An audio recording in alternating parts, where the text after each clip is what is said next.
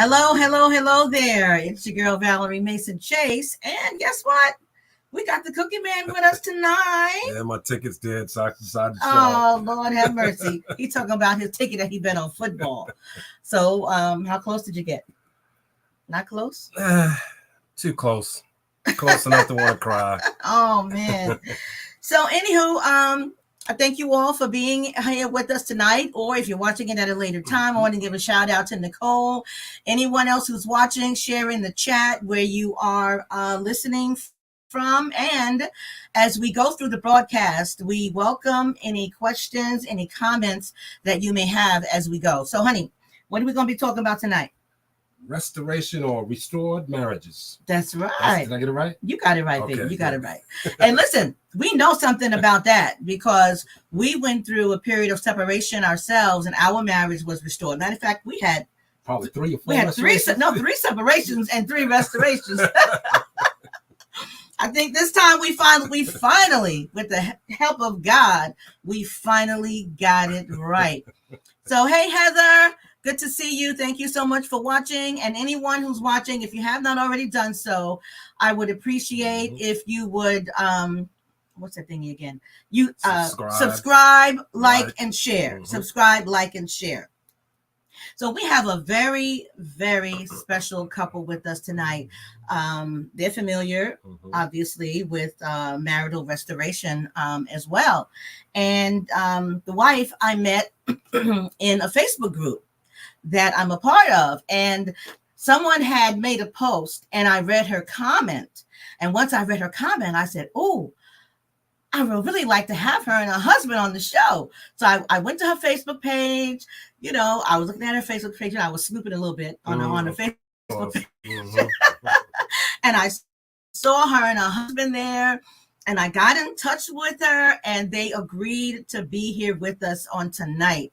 And, you know, it's not always sharing your story, especially when you've gone through difficulties. It's not for everybody because it's not necessarily an easy thing to do, because it requires a level of transparency that not everyone is comfortable with. So I am going to bring this couple on, but while I'm bringing them on, I'm going to play a little something in the background. And let me just say, I do not own the rights to this song.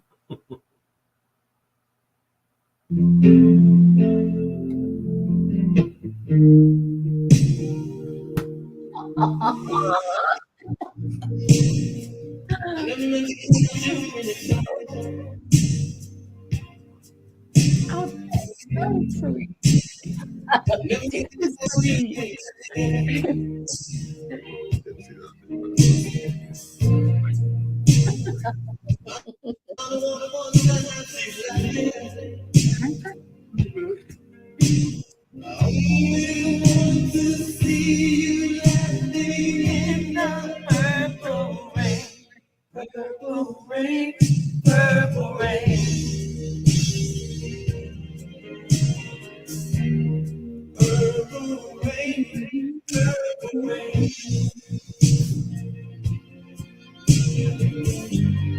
Purple rain, purple rain.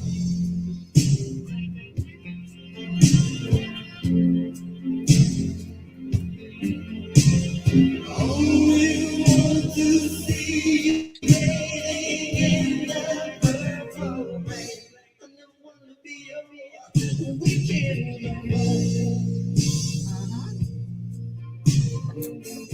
All right, so that was a special request. So sweet. From your man, Miss Gabrielle. I see that. Oh my gosh. Yes. So I'm going to read your bio, and then I want you all to share the significance of that song, you know, if you are okay with it. Okay. So I'm going to read the bio. Troy and Gabrielle Scott's love story began in the heart of Baltimore, Maryland, when they were just children. Their journey together has spanned an incredible 36 years, marked by the joys of raising 8 children, and now a flourishing brood of 14 grandchildren. God bless you.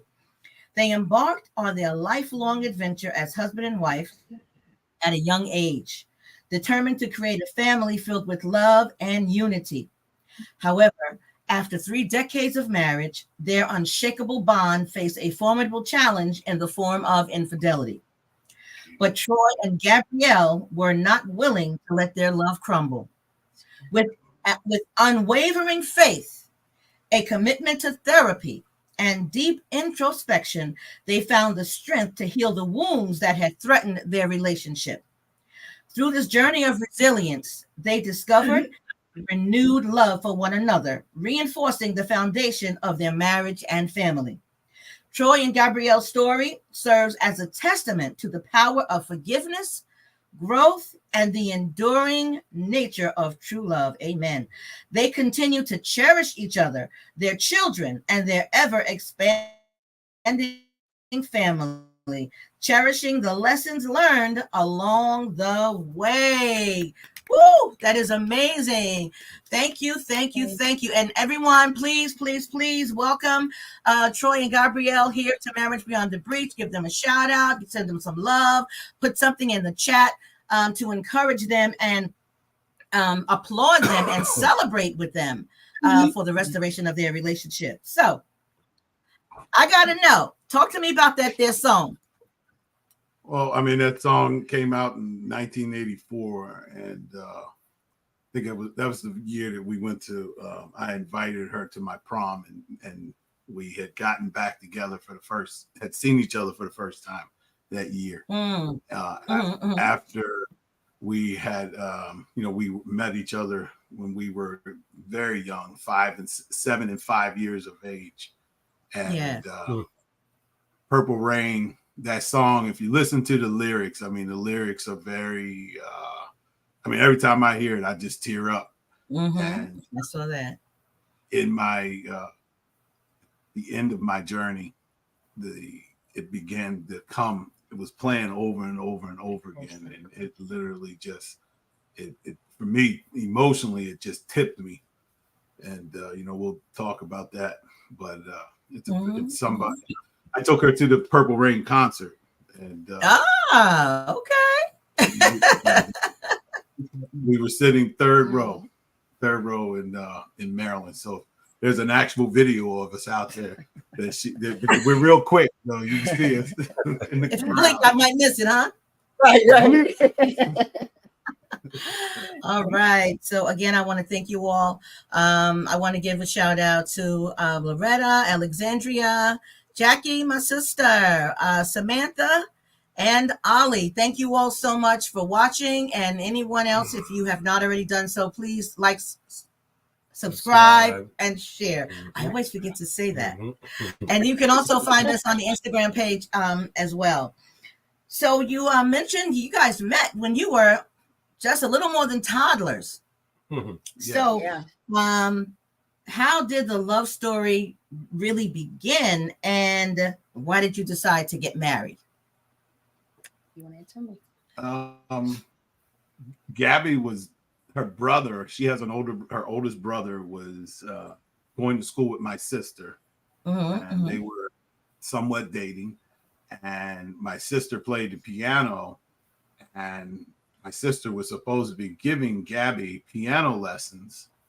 And so they would come over to our house. We lived around the block from them in Baltimore. And I don't think you ever learned. Still don't know how to play the piano. So me and her would sit in the basement playing. And one of our most fond memories was literally sitting together and going through the Sears catalog, talking about things we were going to buy when we got married. Wow. That was when I was 7. Gabby was about 5. Mm. I would come in the neighborhood, ride my bike in front of her backyard. She Do wasn't wheelies. do wheelies. She wasn't allowed to come out. She lived very strict. Parents were strict. Wouldn't let her out the back alley with the rest of the hoodlums, you know. But then I ended up moving out of the area when I got around, and we had we hadn't seen each other at that point, I moved out of the area and was going to a school that, you know, it wasn't diverse at all. And I was like, well, you know, I want to have that picture that sits up on the mantle. I want to have somebody that looks more like me in that picture. That's going to be there forever, you know. So just so happened to ask, my sister knew I was looking for a date, and she said, "You remember Gabby?" And I was like, "Yeah." She says, "I saw her on the bus." I was hooking school. And she said, and you can tell the story from there. And she said, you know, "Oh, you know who I am?" I didn't really remember because I was scared. I wasn't supposed to be on the bus to begin with. So I was like, "You don't know me." And we exchanged numbers. She says, "My brother's looking for a date for his prom." I said, "Oh, I don't do blind dates. You know, that's not I'm supposed to be on this bus." And we exchanged numbers. I think you called like the next day we were going to go out on a date. I stood him up on purpose just to see if he would make another attempt, which he did. And we went out, and I don't think I can say it then, but I can say it now. Here we are. Like, it was just one of those. He was so different from anybody that I had. Well, I mean, one of the things that was, I mean, I'm sorry, let me cut you off. One of the things that was when I called you, you remember, you were getting ready. Right. Yes. When he called me, I was actually about to end my life. And my parents had left out, and I was in turmoil. I was literally in turmoil. And I hadn't even thought about it. And I had my head in my mother's oven, and the kitchen phone was ringing, but it wasn't a ring of a phone. It was so annoying to where I almost felt like, this thing shut up, and it just kept ringing and ringing and ringing and ringing and ringing. And I jumped out and I answered the phone, and I was like, "What?" And he said, "Hey, this is Troy. Do you remember me?" And I was so agitated because he interrupted, but then I was intrigued because he interrupted. It was just like one of those moments. And he actually led me to the Lord on that phone call.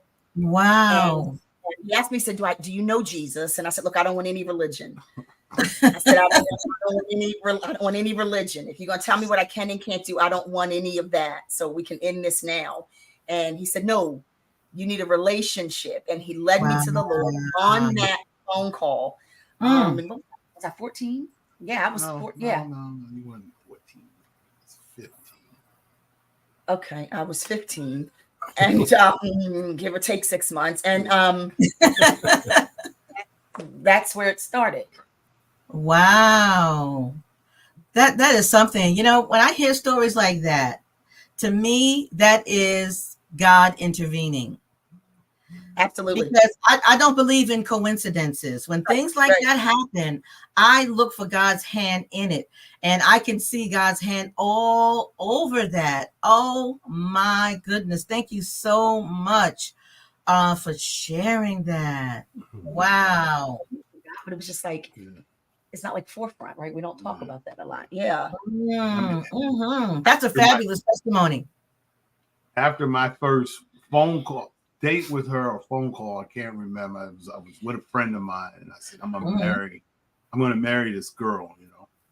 And we ended up getting married probably 18 months later. 18 months later. Yeah. Wow. Okay. So you guys were very young when you got married. Yeah, I was 17. He was 19. I was a senior in high school. Yeah. My parents had a conniption. First time I ever saw my father cry. But we just, even then, we knew, but we didn't know what we didn't know. You know, we knew, and we were willing to take a chance and a jump. And I think we say we've always done. I think it's not always made sense, and we couldn't get in the middle and the end, but we knew we needed to take a jump, and we took it against everybody saying not to, and we did it. Yeah, we did it. Wow. Yeah, listen, you know what they say, when you know, you know. Yeah. And it may not make sense to anybody else. And sometimes you may not even be able to clearly articulate it yourself. But when you know, you know. And here y'all are, all these years later, 8 children, 14 grandchildren. So y'all knew. we knew something, right? We didn't know what we didn't know, but we knew something. Yes, yeah. That's so true. So describe the happiest times in your marriage. Excuse me. Good. Definitely the birth of our kids. Yeah. I mean, the birth of our kids, and I know everybody can say that, by far was the happiest, hardest, but the absolute happiest time of our marriage. And we built a house from the ground up with not a dime in the bank. But we built it on faith, and that was probably the happiest. So those were, for me, those are the two benchmarks. Moving into the house, because building it was but it still was happy because there were the moments. That was mine. Yeah. I mean, I can agree that those moments were the happiest times, and being able to, whenever people would see us and they say you have so many kids, they immediately expect you to be downtrodden, poor, and things like that. And, I was in the military, got out of the military, and it was tough. Not gonna say it wasn't, but you learn. But we ended up starting a successful business, and it afforded us to where at the time Gabby didn't have to work unless she wanted to. She took care of the kids. I worked from home. At the time, the first 4 children, we were homeschooling them. Okay. And so it gave us a lot of freedom, flexibility to just spend a lot of time with them, be with them, travel with them. We could just pick up and go wherever we wanted. And so that was the happiest time, just being able to start our lives together with our kids. Worried about how we were going to feed them. Not saying it wasn't hard at times, because it was, but we made it, and we did well with that of our life. So when you all had your home built, did you in Maryland? In Virginia. Oh, in Virginia. Okay. What part of Virginia? Virginia Beach. Was it Norfolk, Virginia Beach, Chesapeake. My birthplace was right across the bridge in Portsmouth. Okay, yeah. Portsmouth Naval. So he was stationed at Oceana in Norfolk. So he was there for 20 years? Yeah. 20 years there. Yeah. Okay. I was only in Portsmouth for 2. I was born there. My family left when I was 2 years old. So that's all I can say is I was born there. I don't know anything else. No. So I want to ask you, in your bio, you mentioned that at some point your marriage faced the challenge of infidelity. So share as much as you would like or you are comfortable with about that period or episode in your life. I think we're pretty transparent about it. It's not a secret. I don't know. Some people's stories, we fell out of love, right? Or something like that. I think we can honestly say we never fell out of love. We just didn't, we didn't have the skills. We didn't have the tools. We didn't have the wherewithal to know how to push through. Yeah. To take what we knew we felt and make it successful, right? I mean, the church circles, the ministry circles that we ran in, didn't believe the counseling inside the circle of the church, marriage counseling. Okay. It was never suggested, hey, marriage therapy is probably really good, and go get some outside counsel or go seek somebody. It was all kind of in-house. And whether there's sometimes hidden agendas that can skew the counseling. In my opinion, this is my personal opinion. can skew the counseling in the wrong direction. That's not advantageous for a very successful marriage, because we were in that period of time of the Pentecostal movement of he's the head of the home and you're to be submissive to him, and that if he's blue and red, you blue and red, and that was hard. I mean, I got a mouth and a head and a tongue and a thought, and so I think, again, for me, because I didn't have the tools. I was a mother. I was nursing. I was teaching. I was doing all of those things because, again, your first ministry is your home. Right. So, but I wasn't being filled up. I wasn't being poured into. He thought he was, but he wasn't. I thought he was, but he couldn't. And so it just kind of it was just this vortex where, we did the silent treatment for days and days. Weeks on end, we could walk around. We could walk around each other for weeks, eat dinner, and not have spoken for weeks, and nobody was the wiser, because it kind of just became God. It was a mask we wore, and we wore it well. And for me, that allowed the vain imaginations to come into play. Vain imaginations that. I could have real good arguments in my head with my wife. Get in the car and go from one point to the next, and get home and I ain't got nothing to say, I bottled it up. I repressed it, and the aspect of not having, because we didn't, during that period of time, and not that we do now, we weren't alcoholics, we weren't drug addicts. The only vice, if you called it, not necessarily vice, but our outlet was our church, our church family. And we were part of leadership. And at that point, it was allow the, we blinked out there. I don't know if we cut out. Can you still hear us? Yeah. You still there? At that time, if anybody got a peek behind the door and knew what was really going on, you got kicked out of leadership. It's like the Wizard of Oz. You got kicked out of leadership. Behind the curtain. And I started having, I had a secret life going on. And my secret life was something that no one had any idea what was going on, by no means whatsoever. And in the early parts of our marriage, I had 2 affairs, and she never knew about them. And I did what I did, and called myself ministering to myself, and saying I'll never ever do that again, and didn't get any kind of counseling. Nobody knew about it. I wasn't accountable to anybody but myself, and as some form of accountability, there was none, and just there was nothing there.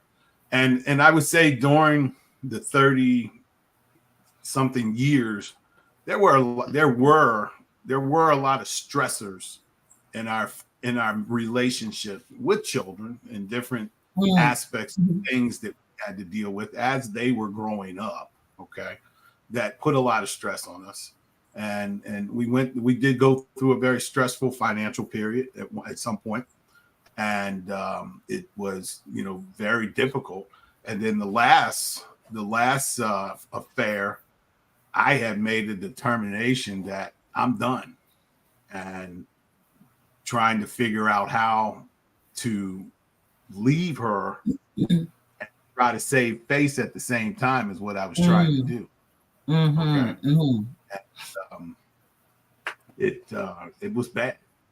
And I had gotten involved with someone that had just gotten divorced, had 3 children, and here I am leaving my wife, divorcing my wife, leaving my family, and I've got another family to take care of, 3 other children, and I'm dealing with issues from her relationship, and dealing with issues from my relationship, and what I begin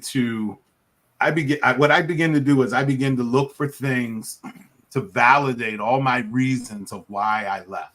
You know about that, baby. Yeah. Reasons Make up stuff. Yeah. Yeah. And I would find people that I thought I respected and said, well, if he did it, I can do it. And God still loves me. And God still loves me. God still, he's prospering. He's prospering. He's still doing this. He's good, you know. We had a folder this thick of prophetic words of different prophecies and stuff that had been spoken over us that I went back through. I would go through them and be like, well, see, that says that's an out right there, you know, is how I would look. Yeah. It was ridiculous. It was ridiculous. You know, so that put me in a place that by having the noise level that I surrounded myself with to drown out the guilt and the shame. After 2 years, I could no longer replace the same spinning record. I couldn't play that song anymore to where I started believing it. I wasn't believing it anymore. Yeah. And, that there in itself, for me, I started seeing the same issues that I had blamed on her coming up in this other relationship. And what I think is one of the funniest things for me is that the person that I was with, my personality and her personality were like this. I can't stand this person. I can't stand her. Okay. But it was himself. But it was myself that I didn't like. Wasn't the person, it was me that I didn't like. Right. Because the person was God began to show me that, hey, you know, it's you. It ain't somebody else, it's you. I had to start. I literally went so introspective at that time that if I would dwell on it, I got to the point to where I started feeling like I was losing my mind. Okay. And I mean, that suicidal thing was right there, you know? Yeah. No matter what I would listen to, no matter how I would try to psych myself out of it, I couldn't get past it. And I felt like God said, my hand's been, okay, son, my hand's been on you. I haven't touched you yet, but I'm going to do like this. I'm going to start lifting this pinky and let you see. Start letting you see. And I started really becoming very fearful. And I saw something. I saw something that I know what I saw, and I know what God told me I needed to do. But all along, my desire was still for this woman here. The desire was still there. God says He'll give you the desires of your heart. So if He's going to give it to you, He's going to take it from you, right? So the desire was still there. The desire to continue to be a father to my children, not a dad, not just a sperm donor, but a father to my children that I needed. Yes. I needed to be there in that. So that's pretty much a high level overview of what I was dealing with. Yeah. I started snooping and watching her, you know, from whatever aspect of social media I had not shut down. You can't my apartment and snoop. I mean, and we were close to about 2,000 miles away, so I couldn't. Wow. He left California. Yeah, I left California and all moved the way to Washington State. Wow.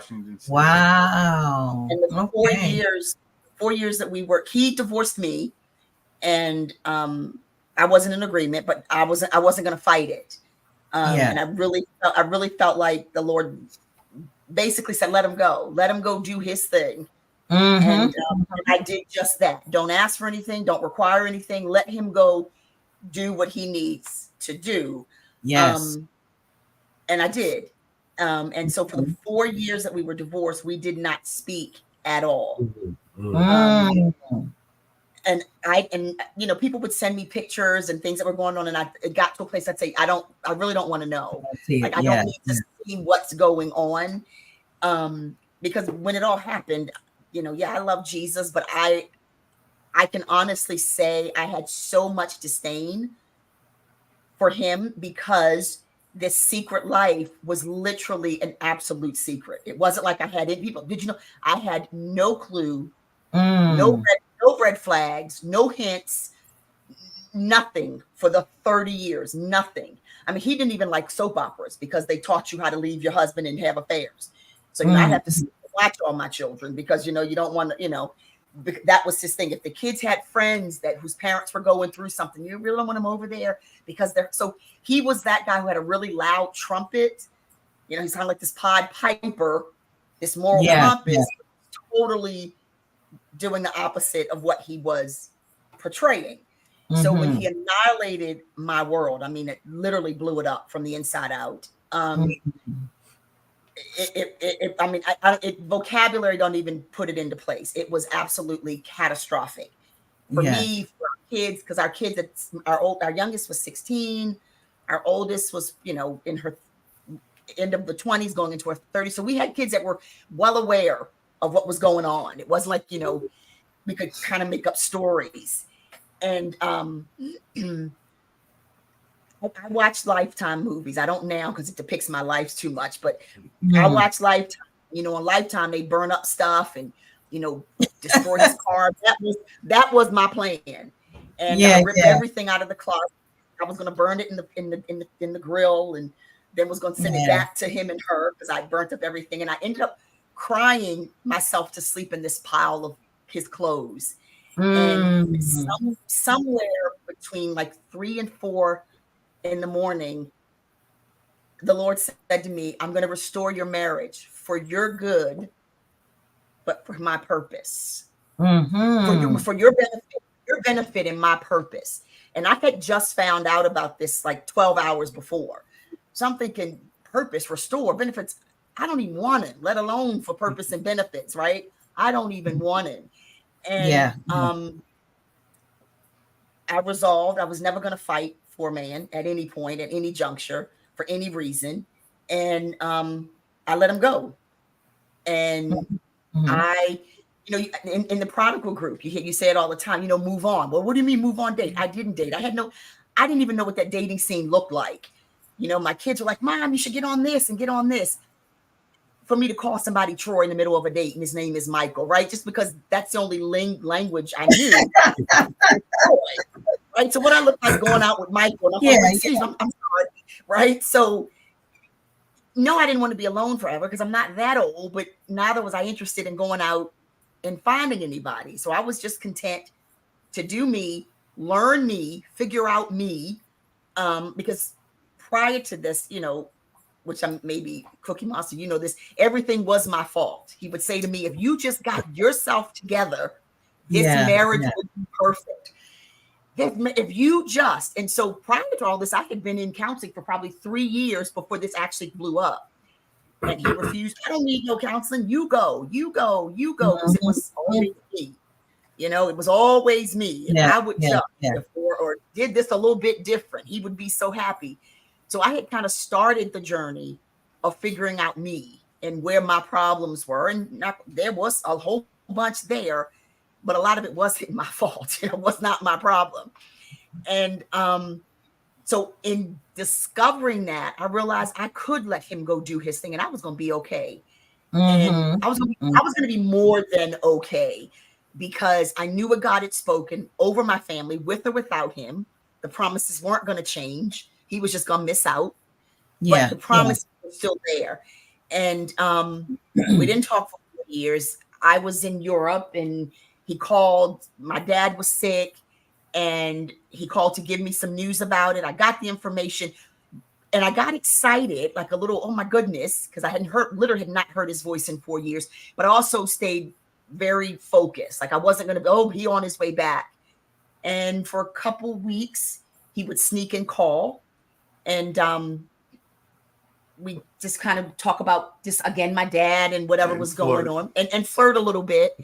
And, but I still had to stay focused, because my prayer to the Lord was, I wanted him home. Of course, he was my husband. He was my covenant.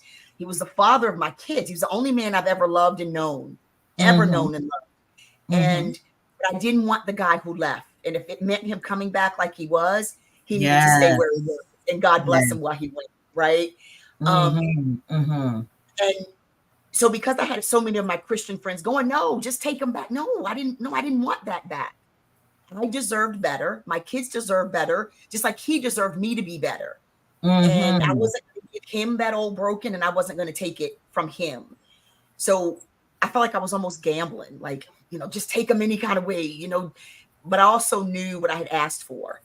And I knew God was my dad, and I knew he was going to honor me one way or the other. It was going to work in my favor, because the currency is obedience. And so I just stayed the course.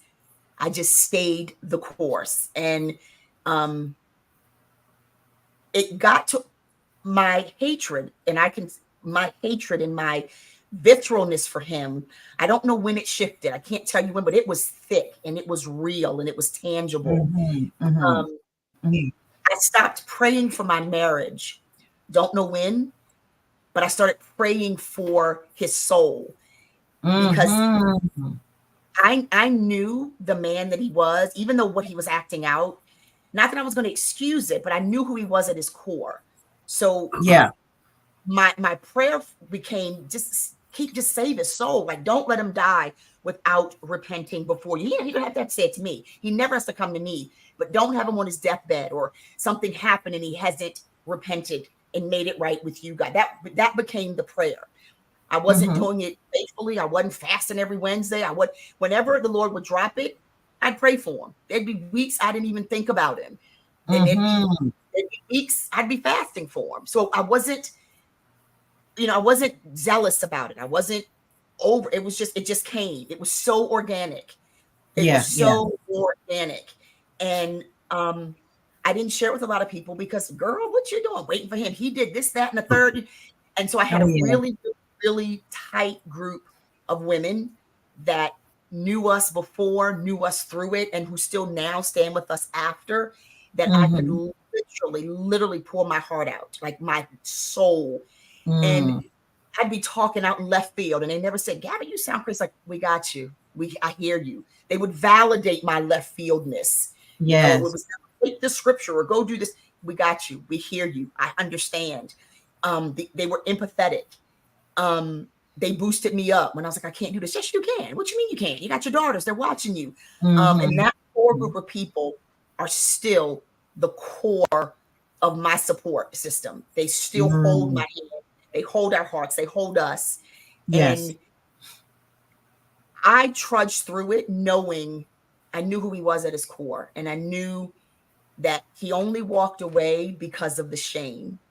And I knew the shame and the guilt he felt was so supreme, he couldn't see beyond that. And so I started praying, silence the shame, silence the guilt. And he never came back. He needed to come back to his daughters and his sons and his grandkids. And it shifted. Don't know when, don't know how.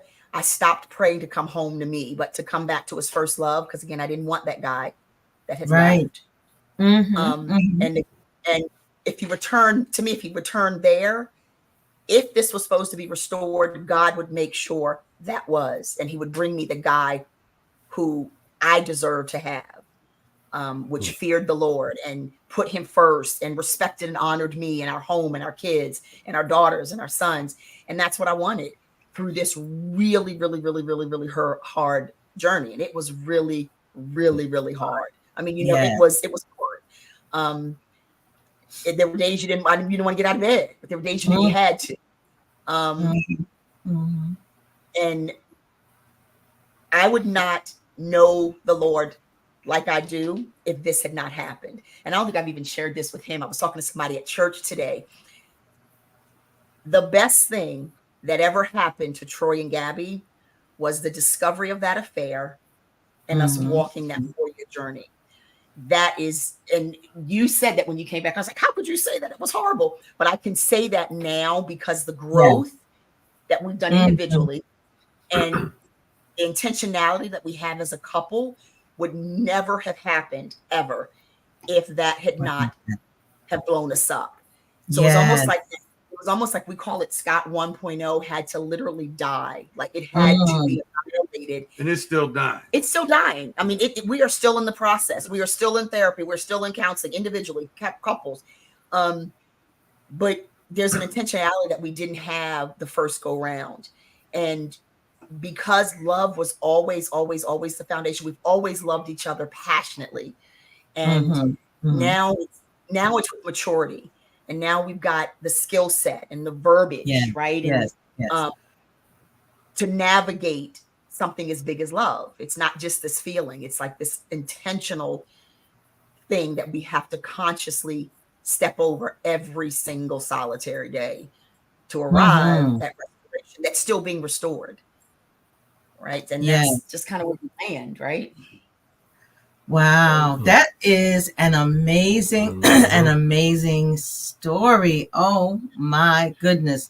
And a lot of that Frankie and I can identify with, because our last separation, we were separated for 6 years.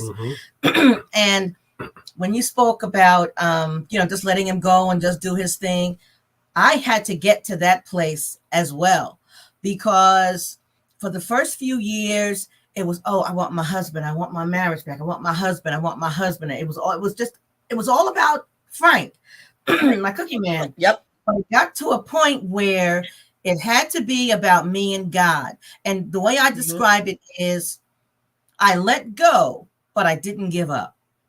That's right. Right. Yes. That's a difficult place to be in. But when you are there, you can recognize it because you have peace in that space. When you are consumed by, I want my husband, I want my marriage, there's no peace there. But when I got to the place, yes, and I said, God, listen, that's your son. You deal with him, and you and we're going to work on our thing. And I was able to let him go, but I didn't give up. And like you, I didn't pray for my marriage to be restored all the time after I got into that space. Into that lane, right? And it's a piece that's almost, it's so unnatural. It almost feels like you're maybe being a fraud, because I would remember going, should I be peaceful? Like, should I be finding joy in this? He's not here. But then you realize, yes, I can, because all of this going around that's going on that I don't see in this circumstance has nothing to do with this ever abiding peace. And it overruled everything. And there were moments that you go, oh, I wish he was. Like, because I travel so much, I didn't have anybody except my kids to be like, I'm getting on a plane, and they, mommy, be safe, but I wanted that man, that adult, that man to say, baby, I love you, baby, you got a partner, somebody at the airport. My kids are there with banners. I wanted him to be there just by himself. But that peace, and once you get to that place of peace, I'm telling you, there is nothing like it. Right. Because it carries you literally from pillar to pillar to pillar. And it's almost like it's supernatural. In the midst of chaos, the peace is unbelievable once you hand it over. And that's absolutely. That's one of the things that I learned, and what she's saying now. Anybody that's out there struggling with that, when we stop trying to be the hands and feet of God, manipulate the Holy Spirit into doing what we want him to do, then God says, okay, she or he is focused on me right now. God says he's giving me praise and honor right now. He's not giving Troy, or Troy's not giving Gabby praise and honor right now. She's giving me praise and honor. And then, and only then, will he dispatch the angels to go do the reckoning that need to do the reckoning. Okay. Yeah. And I think, we both look at the prodigal Facebook Facebook group. Mm-hmm. And I think the biggest thing I can say, as soon as you just give them over or give her over, get out of the way, just completely out of the way. Now, I'm going to tell you right now, there were nights that I could literally hear and feel this woman interceding for me.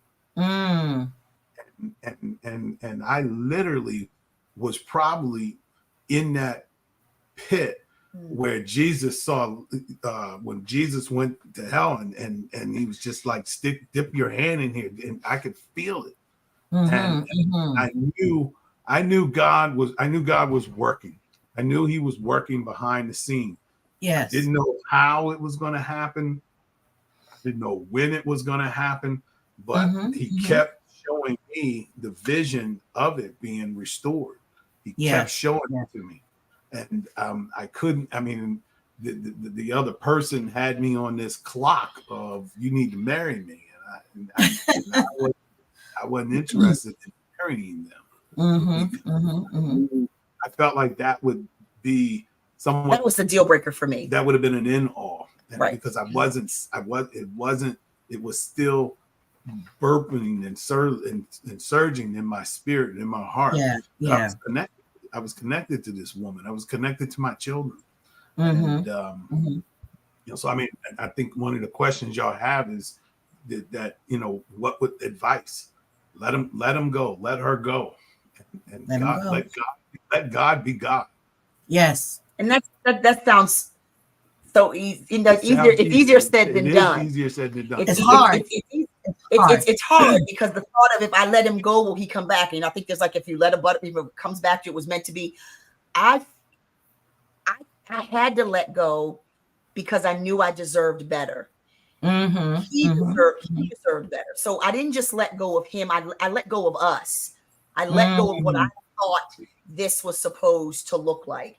And without knowing it, and I can say it now, I lived in hope, not understanding what that was until I was in it.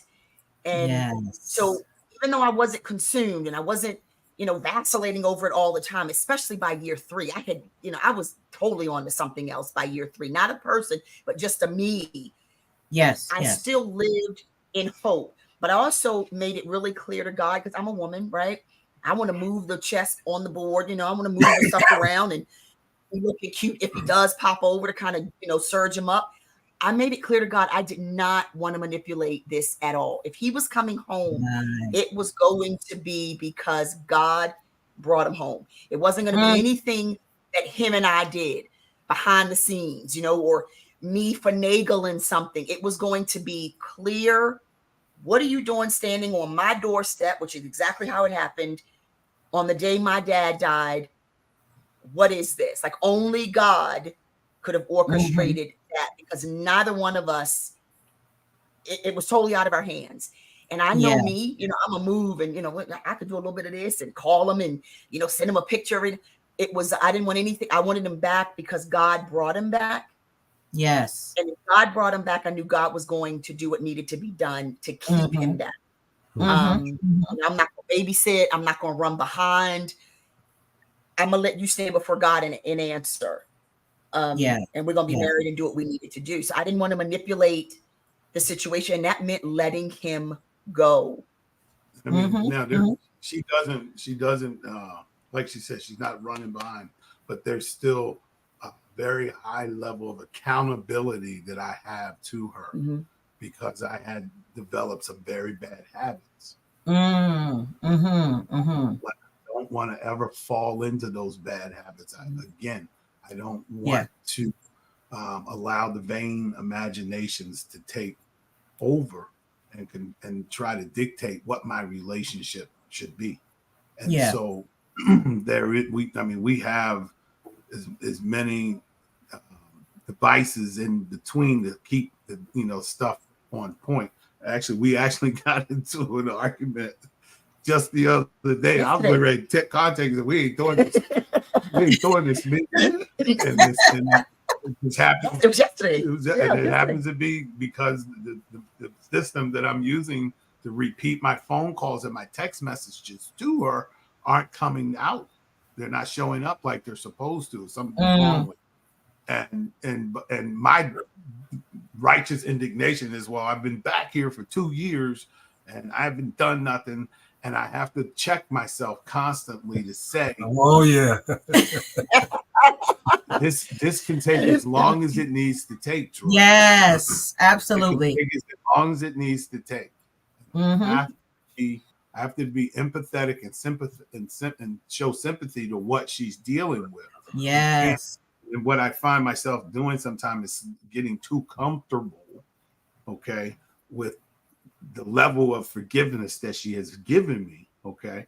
But I never want to take that for granted. I know you say it all the time. I never want to take it for granted. You say that all the time. And so, I mean, I'm accountable to her. I'm accountable. My kids know. I've told my kids, hey, look, anytime you see me on my phone, you have permission to say, drop it, just drop it, and I'll drop it, and you pick it up, because I'm not going to sit there and do this like real quick and hand it to you.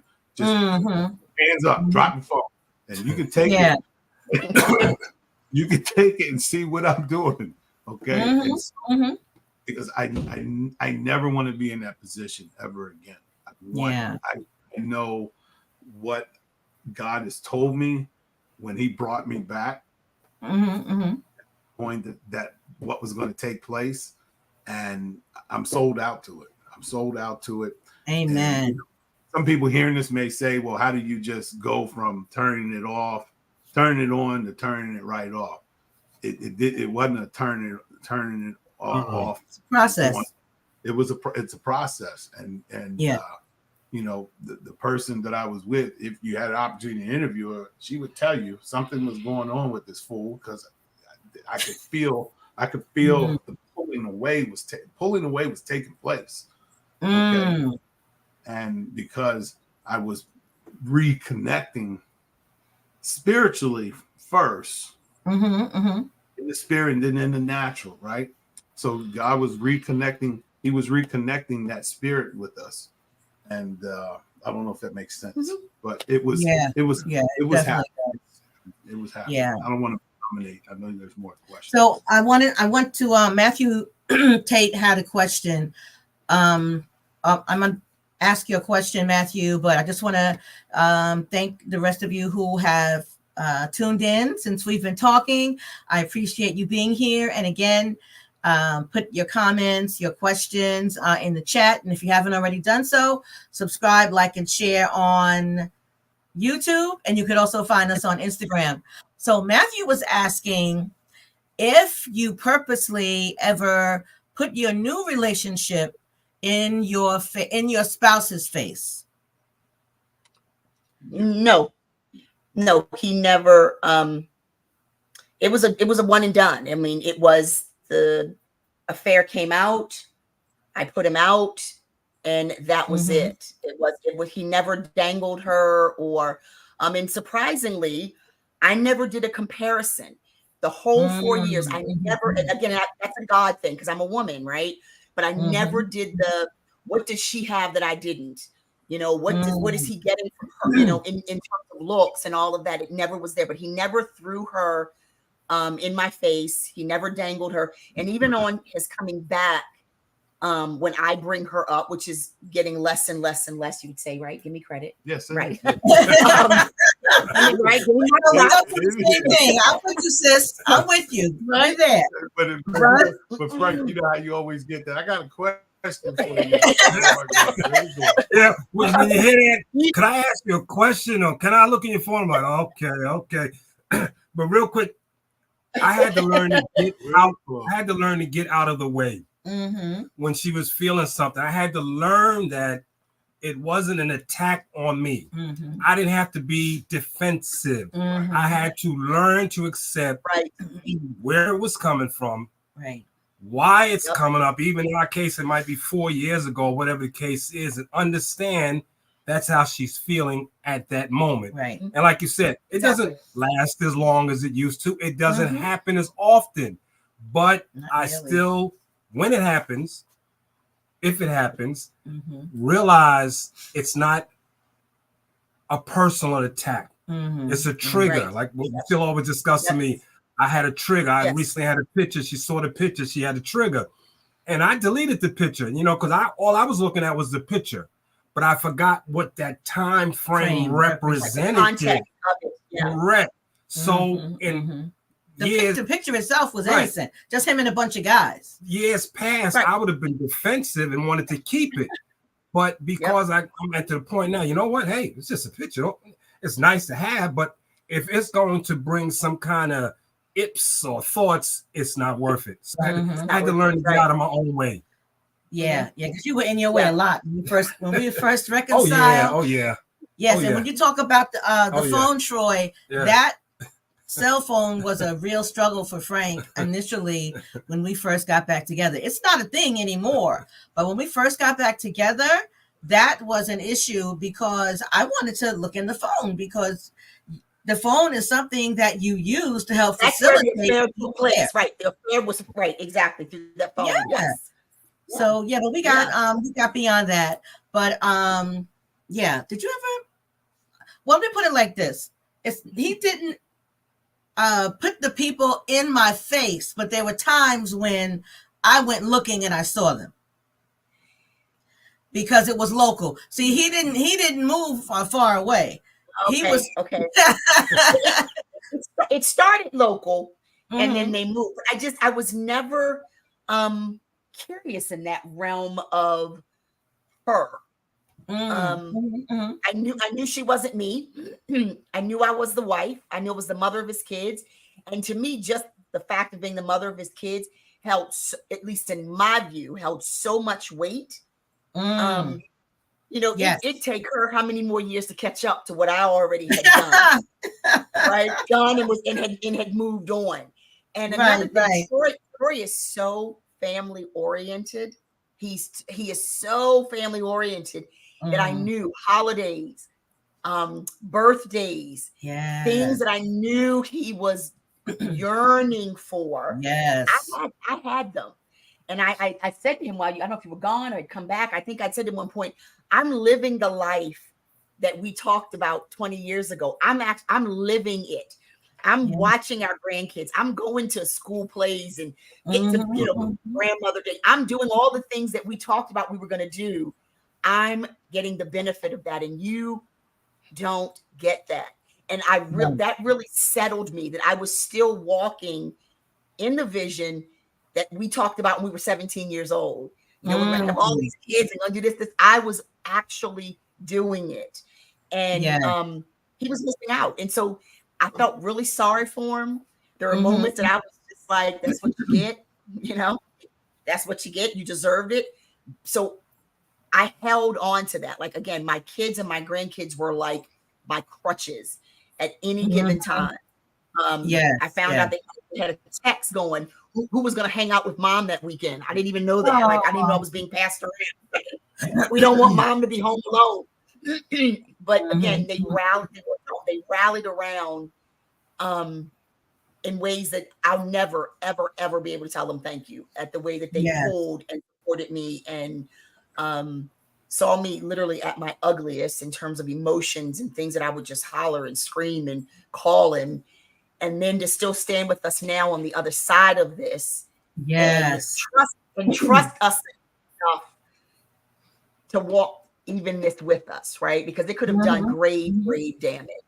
And not that it didn't hurt and cause some schisms, but I think, and I mean, you echo me, I think the bond and the relationships now with the children and with the family, there's something so special and so thick that, it's like when you go through war with somebody, with those buddies, no matter how many years later it is, those are your war buddies because you survived the war. Right. So I look at my kids and my grandkids and I'm like, we survived the war and we came out, we might smell like smoke and have a little, dirt on our faces, but we came out stronger than we would have ever if this had not taken place. And the respect I think that I have for my kids is huge because of how they walked with me through it and held me up.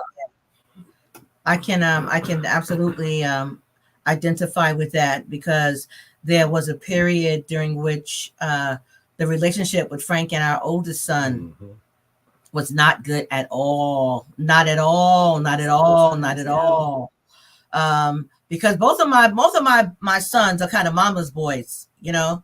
But the oldest is more vocal than the youngest boy. And it took some time.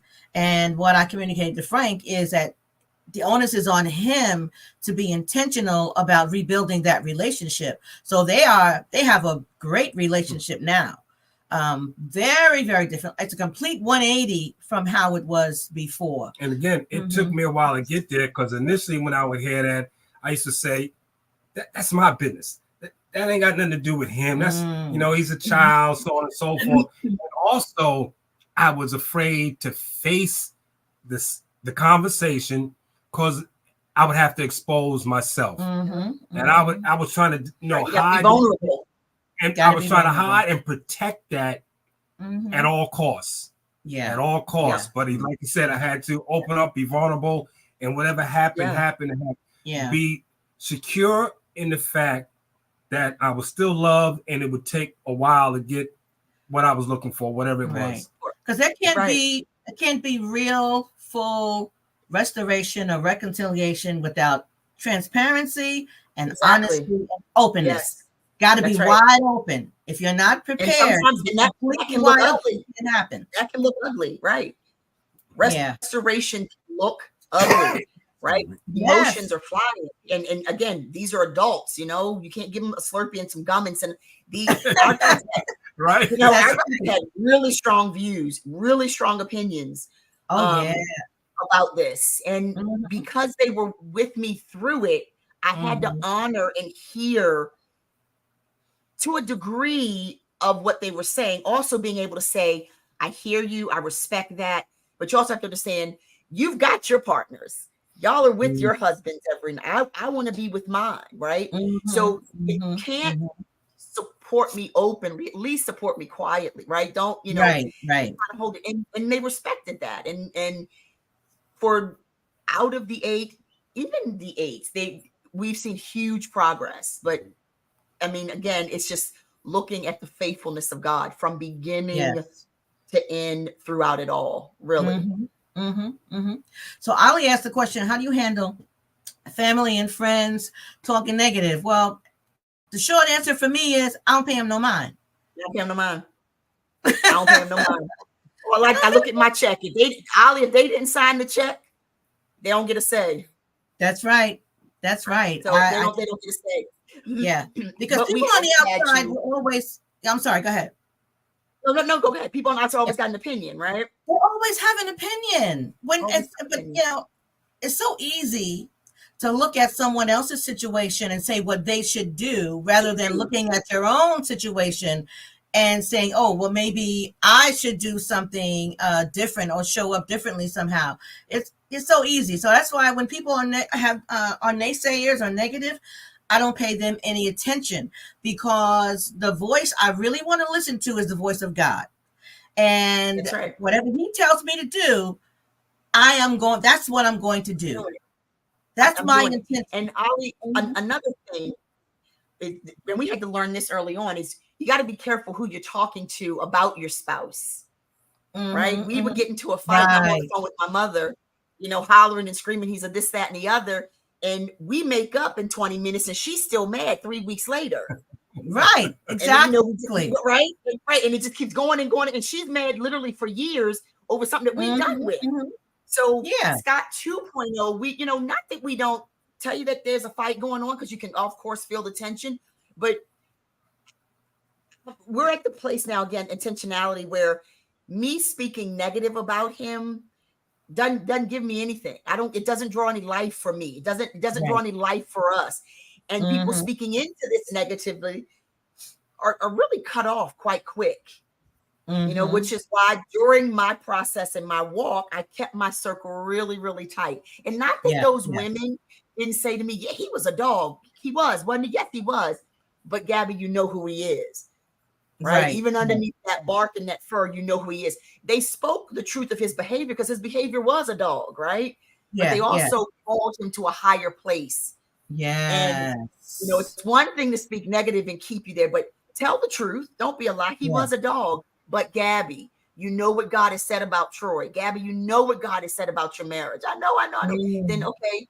So they would allow me to wallow, and they would for a little while. Right. They were very little while. They would join me in it because that's the empathy part.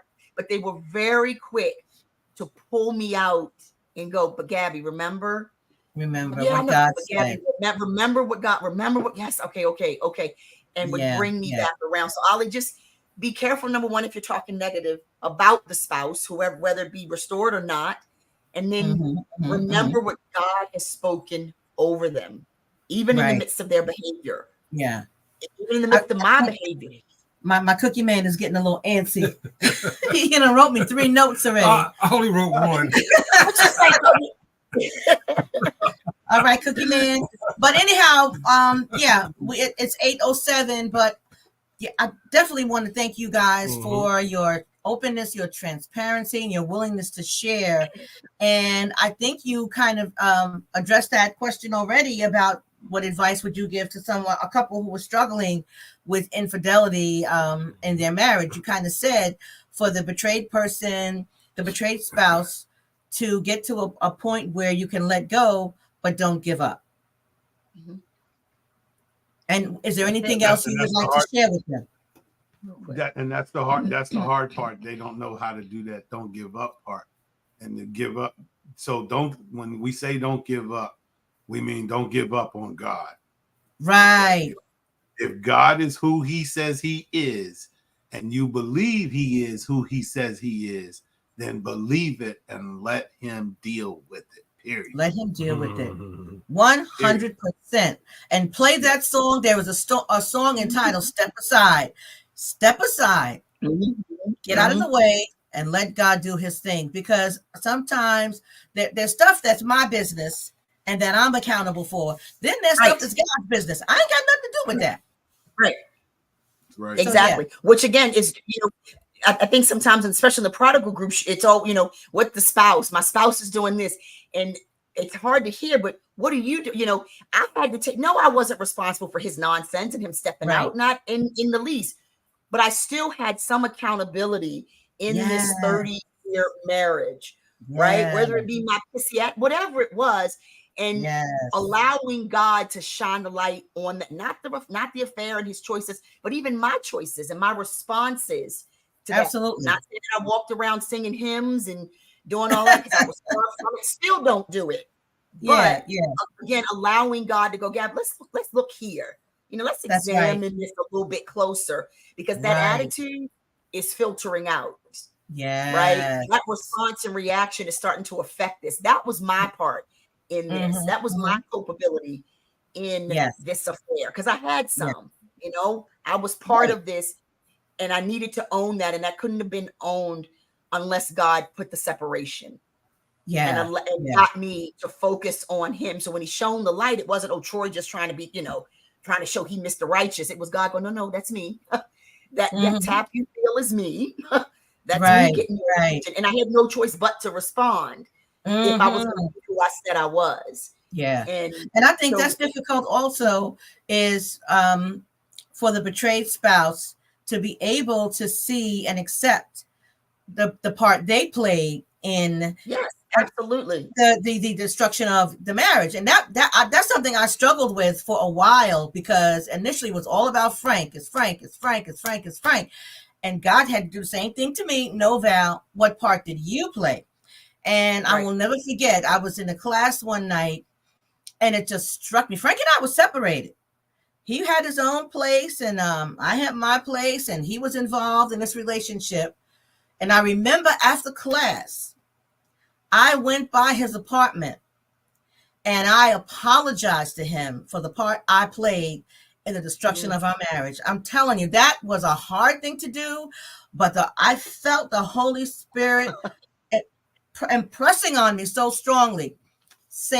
Apologize to him, because it wasn't just him. You had a part in that too, Val, and you got to take ownership of that. So what was that like for you, babe, when I came and apologized that night? You probably don't think you even remember. Remember? I mean, because we are where we are, I can make this comment. I'm glad I was by myself. When you came over. He said he's glad he was by himself. That could have gone completely sideways. I She might might not have have her earrings off when she came up to the door.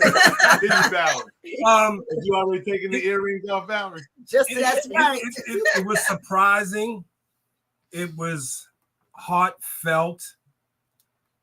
I mean, I still couldn't get out of my own way. I even think unconsciously, I know I took advantage of that. Because to me, at that point where I was, that was like, for me, a sign of weakness. So I can keep doing this, and she's still going to be hanging so you around. felt vindicated.